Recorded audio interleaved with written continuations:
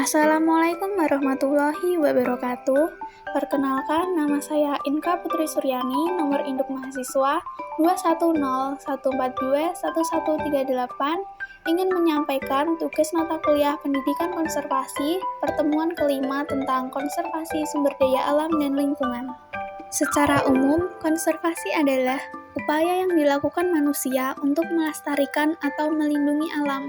Menurut Peter Salim dan Yeni Salim tahun 1991, konservasi adalah pemeliharaan dan perlindungan terhadap sesuatu yang dilakukan secara teratur untuk mencegah kerusakan dan kemusnahan dengan cara pengawetan.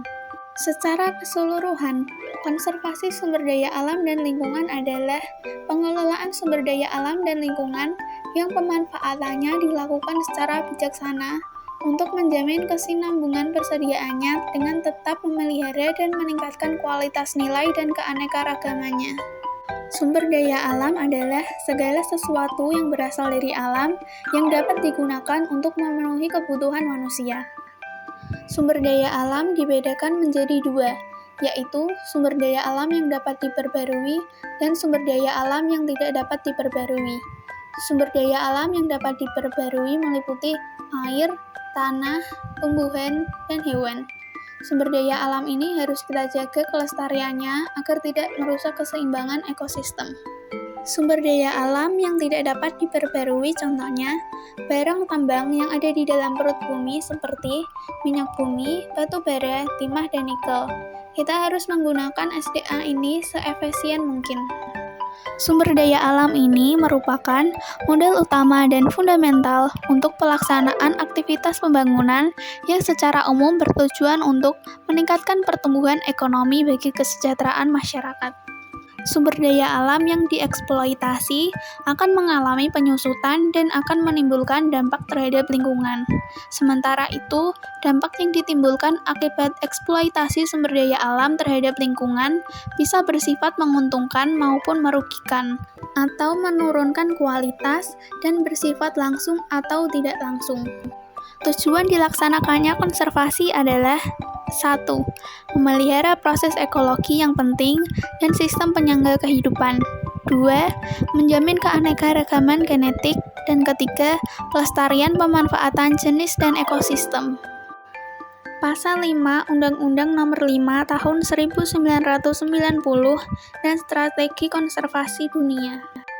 Kegiatan konservasi sumber daya alam hayati dan ekosistemnya meliputi kegiatan 1. Perlindungan proses-proses ekologis yang penting atau pokok dalam sistem-sistem penyangga kehidupan. 2. Pengawetan keanekaragaman jenis tumbuhan dan satwa beserta ekosistemnya. 3. Pemanfaatan secara lestari sumber daya alam hayati dan ekosistemnya. Kawasan suaka alam adalah kawasan dengan ciri khas tertentu, baik di darat maupun di perairan, yang mempunyai fungsi pokok sebagai kawasan pengawetan keanekaragaman tumbuhan dan satwa serta ekosistemnya yang juga berfungsi sebagai wilayah penyangga kehidupan. Contohnya, cagar alam, suaka margasatwa, hutan wisata, daerah perlindungan plasma nutfah, dan daerah pengungsian satwa. Strategi Konservasi Nasional. Yang pertama, perlindungan sistem penyangga kehidupan atau PSPK. Contohnya, penetapan wilayah PSPK, penetapan pola dasar pembinaan program PSPK, pengaturan cara pemanfaatan wilayah PSPK, penertiban penggunaan dan pengelolaan tanah dalam wilayah PSPK, dan penertiban maksimal pengusahaan di perairan wilayah PSPK. 2. Pengawetan keanekaragaman jenis tumbuhan dan satwa beserta ekosistemnya. Contohnya, pengawetan dan keanekaragaman tumbuhan dan satwa beserta ekosistemnya, pengawetan jenis tumbuhan dan satwa atau konservasi in situ dan ex situ. 3. Pemanfaatan secara lestari sumber daya alam hayati dan ekosistemnya. Contohnya, pemanfaatan kondisi lingkungan kawasan pelestarian alam dan pemanfaatan jenis tumbuhan dan satwa liar.